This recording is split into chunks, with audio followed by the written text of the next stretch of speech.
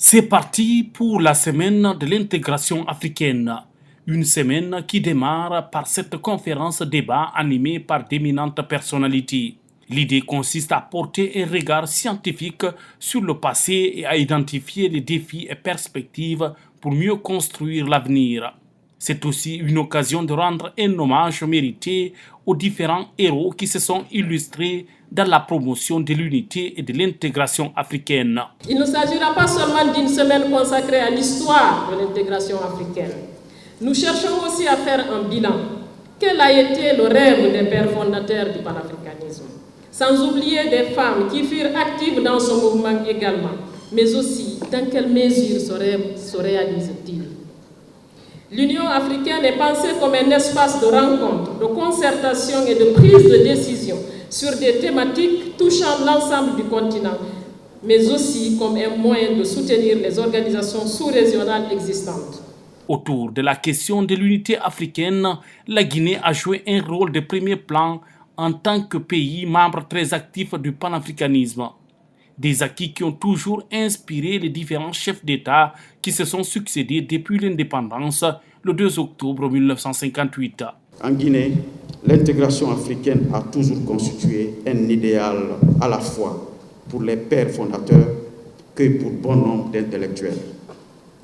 Elle est en effet l'une des idées forces qui inspirent les dirigeants guinéens actuels. C'est pourquoi je donne un cachet particulier à cet événement qui est venu à point nommé.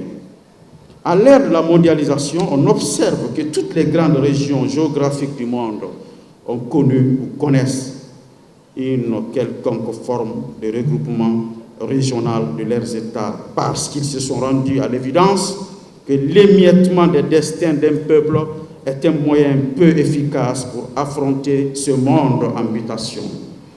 Et ils se sont rendus compte que la désunion, ils demeureront dans la misère, dans un espace de bombance. Cette semaine d'intégration qui s'ouvre aujourd'hui vient donc consolider les aspirations actuelles du panafricanisme qui dépassent les revendications d'indépendance politique. Voilà pourquoi les recommandations formulées durant les différents échanges de la semaine bénéficieront d'une attention particulière de la part du Conseil national de la transition.